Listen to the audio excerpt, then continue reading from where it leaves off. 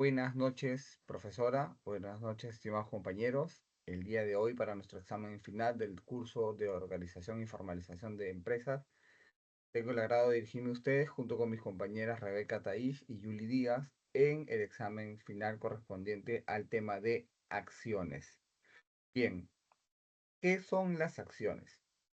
Las acciones son las unidades principales de propiedad que representan una fracción del capital social de una empresa. Otorgan a los accionistas derechos sobre el patrimonio de la empresa, tanto económicos, también políticos, y el valor de estas acciones depende del desempeño y la gestión de la empresa. Se utilizan también para darle un valor o una estimación real del valor de esta empresa. Bien, ¿cuáles son los tipos de acciones que hay? Tenemos las acciones comunes, que son valores emitidos por sociedades anónimas que otorgan derechos a los propietarios como participar en capital, en la participación de utilidades y también para votar en juntas de accionistas, ¿no? En las reuniones de accionistas. También tenemos las acciones preferentes, porque estas de acá ofrecen mejores condiciones en dividendos y dan prioridad en el caso de algún tipo de liquidación, pero generalmente no tienen derecho a voto, salvo algunas excepciones en las reuniones de accionistas o en algunos acuerdos. También existen las acciones de inversión, que son las provenientes de las acciones laborales. Y por último tenemos los certificados de suscripción preferente, ya que permiten a los titulares de estos, o sea, los dueños, suscribir nuevas acciones en caso haya algún aumento del capital o también alguna conversión de bonos. Bien, le cedo el paso a mi compañera Yuli Díaz para abordar el tema legal. Buenas noches, profesora. Buenas noches, compañeros. Gracias, compañero Carlos. Mi nombre es Yuli Díaz. Vamos a hablar sobre la base legal. En cuanto a la base legal, tenemos el artículo 83, 88 y 91. ¿Qué nos indica el artículo 83? Nos habla sobre la creación de acciones. Cita que las acciones se crean en el pacto social o posteriormente por acuerdo de la Junta General. Es nula la creación de acciones que conceden el derecho a recibir un rendimiento sin que existan utilidades distribuibles. Puede concederse también a determinadas acciones el derecho a un rendimiento máximo, mínimo o fijo, acumulable o no, siempre sujeto a la existencia de utilidades distribuibles. Como interpretación como grupo, hemos tomado en cuenta de que las acciones pueden establecer un contrato social al momento de la constitución de la empresa o ser creados mediante una decisión de la Junta General. No es válido crear acciones que otorguen el derecho a recibir beneficios si no hay utilidades disponibles para distribuir. Se puede otorgar a ciertas acciones el derecho a recibir un rendimiento máximo, mínimo, fijo, acumulable o no, siempre que esté condicionado a la existencia de utilidades distribuibles. Por ejemplo, una empresa decide emitir 1 millón de acciones para recaudar capital. Los fundadores se quedan con el 60% y ponen a la venta el 40% de acciones. Estas acciones serán vendidas a $5 cada una, lo que nos genera $2 millones en capital. Los inversionistas ahora poseen una parte de la empresa y la compañía usa pues el dinero para expandir sus operaciones. En cuanto al artículo 88, que nos habla sobre las clases de acciones, es un poco extenso, pero vamos a mencionar una parte del párrafo que indica el artículo 88. Pueden existir diversas clases de acciones. La diferencia puede consistir en los derechos que corresponden a sus titulares, en las obligaciones a su cargo o en ambas cosas a la vez. Todas las acciones de una clase gozarán de los mismos derechos y tendrán a su cargo las mismas obligaciones, ya que la creación de las clases de acciones puede darse en el pacto social o por acuerdo de la Junta General. Aquí también en este artículo menciona sobre la eliminación en cualquier clase de acciones o modificación de derechos u obligaciones de las acciones.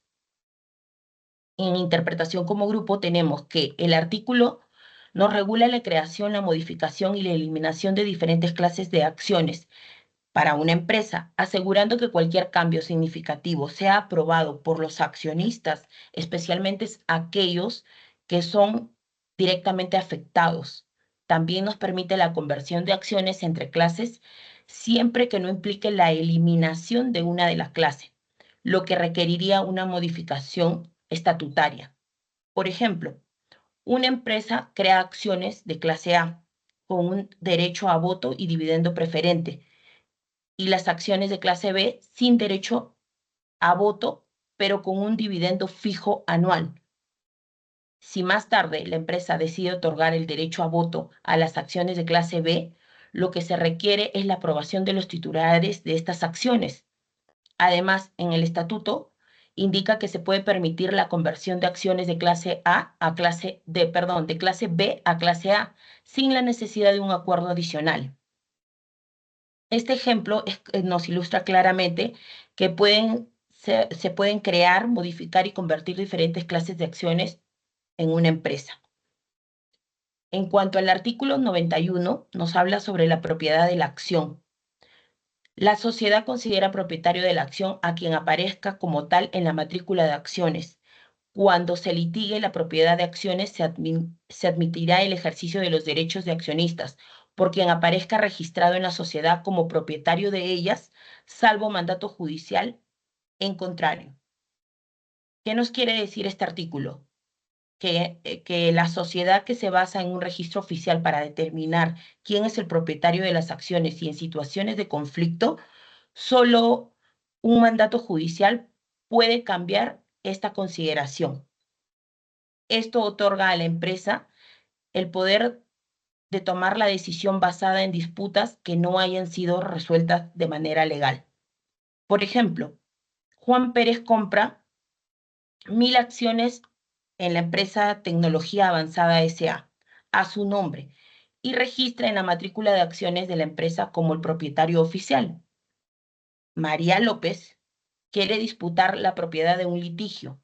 Juan sigue ejerciendo todos los derechos como accionista, como el derecho a voto y a recibir dividendos, porque él aparece registrado como dueño.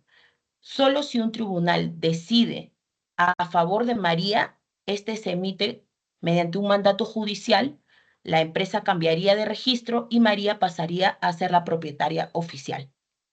Muchas gracias, profesora. Le doy pase a mi compañera Rebeca. Buenas noches, gracias compañera. Buenas noches, profesora. A continuación mi nombre es Rebeca Taishujuca. A continuación voy a hablar sobre el caso práctico.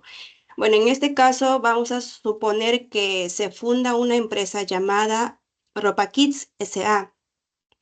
con un capital social de 500.000 soles, dividido en 5.000 acciones de 100 soles cada una.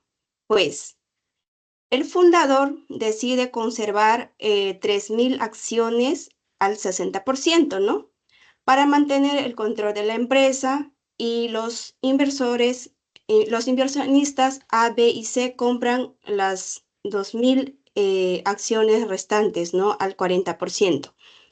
Para tomar decisiones importantes, en este caso, en una junta general, se decide sobre la distribución de los dividendos. Como dueños de las acciones ordinarias, tienen derecho a votar y a recibir dividendos proporcionales a sus acciones.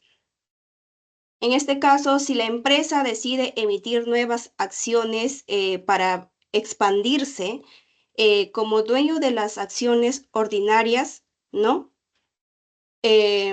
Preferentes para adquirir más acciones antes de que se ofrezcan a nuevos inversionistas. De acuerdo con el artículo 84 de la Ley General de Sociedades, ¿no? Por ejemplo, les voy a dar un pequeño ejemplo de las empresas accionistas peruanos, ¿no?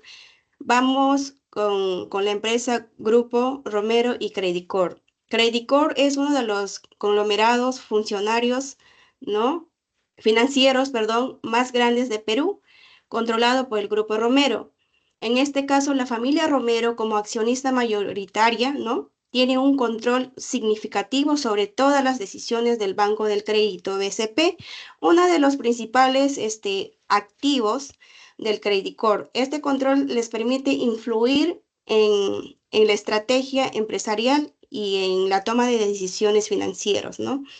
Por otro lado, también tenemos Alicorp SAA. Alicorp es una de las empresas líderes de la industria de alimentos en Perú. El Grupo Romero es también uno de los accionistas principales de Alicorp, lo que les permite influir en las decisiones sobre expansión de mercado y desarrollo de nuevos productos. Gracias, profesora. Le doy pase a mi compañero Carlos. Bien, gracias, Rebeca. Bueno, terminando ya nuestra presentación en este video para nuestro examen final, vamos a dar unas conclusiones que hemos creído convenientes como grupo. Bien, sabemos que las acciones pues son una parte fundamental para estructurar el capital social de una empresa o una organización. Esto permite que la distribución de la propiedad entre los inversores o los accionistas garanticen la participación de las ganancias y también las decisiones que puedan tomar con la empresa, decisiones empresariales. Bueno, también tenemos como segunda conclusión que los derechos de los accionistas dependen del tipo de acción que posean. Esto ya lo hemos visto, como mencionaba Julie en uno de los artículos, ¿no? Porque tienen influencia en la capacidad de voto y también y también en la participación de los beneficios de la empresa. La base legal. La base legal es muy importante porque está regulada por la Ley General de Sociedades aquí en el Perú. Entonces, esto asegura un marco jurídico, dicho sea de paso, justo y que también sea transparente al momento de la emisión, la venta y también la gestión de las acciones. Y por último, algo que mencionaba Rebeca, tomando como ejemplo el Grupo Romero, ¿no? Se muestra como un ente predominante dentro de toda la sociedad y también muestra una faceta del control que debe tener una empresa grande que permita a sus accionistas mayoritarios influir significativamente en la dirección y esto puede incurrir en el éxito como también en el fracaso, ¿no? De las empresas en el Perú. Entonces, tener la mayor parte de las acciones es muy importante para una compañía o para una persona que sea dueña de estas.